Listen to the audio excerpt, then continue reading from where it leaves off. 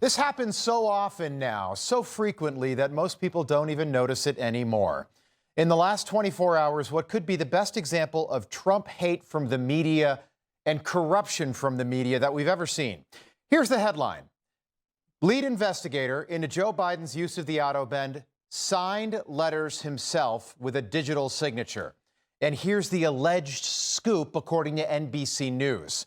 Oversight Chairman, Republican James Comer, used a digital signature to send out letters and subpoena notices related to the Biden autopen investigation. Ooh, okay. And we're going to do something tonight that we wouldn't normally do.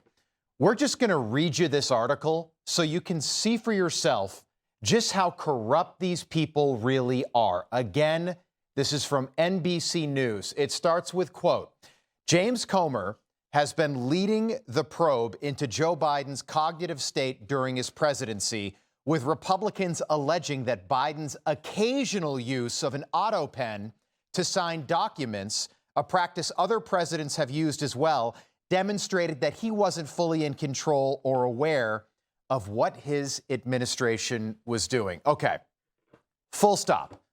Joe Biden's use of the autopen was not occasional, NBC News. Joe Biden pardoned or granted clemency to more people than any other president in American history using something called an autopen. That's not occasional, that's a record. The piece goes on to claim that, quote, this practice has been done by other presidents as well. Yeah, other presidents have done this as well, NBC News, on things like Christmas cards and thank you notes. Have you ever written a letter to the White House, to the president? Maybe you did when you were a kid. You mailed it off to 1600 Pennsylvania Avenue. You know what you get back? You get a letter from an intern with the president's signature signed by the autopen. They send thousands of these out a day. They sound like this. Dear Johnny, I got your letter and I was glad to hear you think I'm doing a good job. Be sure to let me know the next time you and your family are in Washington. Good luck on the baseball team this summer. Sincerely, the president, signed via the autopen. That's what the autopen is for. If you're president, signing letters to people who send you a note to the White House, signing Christmas cards, signing things that don't really matter. Not so staffers can sign presidential pardons on your behalf. That's what was happening when Joe Biden was president. And that's what this is about. According to one study, the White House can get up to 65,000 letters mailed every single week. Can you imagine a president signing his name to all of those every week? That's why we have the autopen. That's why they use it. But NBC News isn't concerned with that part of the story, and they're not done yet. They go on to claim that documents show that some of the letters and subpoena notices Comer has sent out in connection to his investigation have been signed using a digital signature not written by the congressman himself. While President Trump and his allies have repeatedly pushed the autopen theory to undermine Biden and his policies. Okay, so that's just not true either, is it, NBC News? Trump and his allies aren't pushing out a theory about Joe Biden using an autopen to sign mysterious pardons. It's a fact, not a theory. Again, a fact, NBC News, not a theory. And to prove that again, here's Joe Biden's signature, and here is the autopen signature that was signed on thousands of these pardons and commutations.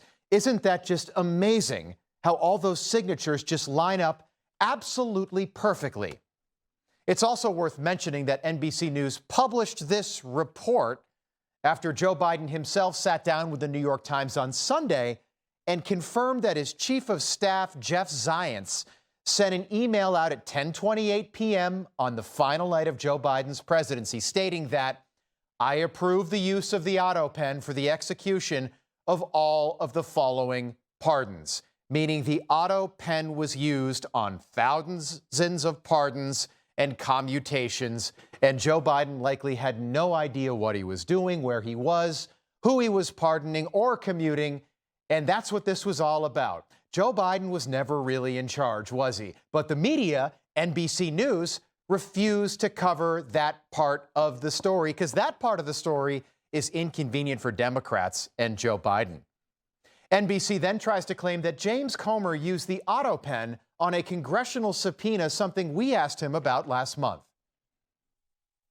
Presidents use the autopen just like I use an autopen or Jim Jordan or anyone else in Congress to sign correspondence to the massive amounts of messages that you get. But no one uses an autopen for legal documents. I can't use an autopen to sign subpoenas. That's my legal document. Subpoenas. I have to fly back to Washington, D.C. just to sign one piece of paper. That all makes perfect sense. But that wasn't enough for NBC News, who actually tweeted that James Comer used a digital autopen signature to send out letters and subpoena notices related to the Biden autopen investigation, which would have been a great point, except that point wasn't true. It was a lie, because the signature that NBC News based this entire investigative report on, their entire gotcha scoop, was actually James Comer's real signature. Sean Davis with the perfect tweet. Imagine being so stupid and corrupt to write this article and think it's even remotely equal to a cabal of White House staffers taking advantage of a president with dementia and using his mental infirmity as an excuse to commandeer the powers of the presidency. But that is NBC News for you. But they refuse to report on that part of the story, and it doesn't stop there. James Comer, the chairman of the Oversight Committee, tweeted out a picture of the NBC News reporter who wrote this report. His name is Ryan Nobles. And Comer tweeted out a picture of Nobles wearing clown makeup because Ryan is not noble. Ryan's a clown.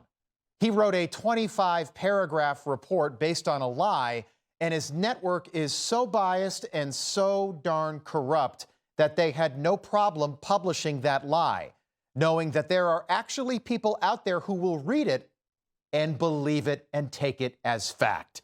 And that is NBC News today, and they've been doing this for years. That's Joe Scarborough and Mika, and that's Jen Psaki and Lawrence O'Donnell, and yes, it's Ryan Noble too. That's what NBC News has become, a shell of its former self, a hollowed-out husk of a news organization that trades in lies instead of truth, with an audience that has no idea that any of this is even going on.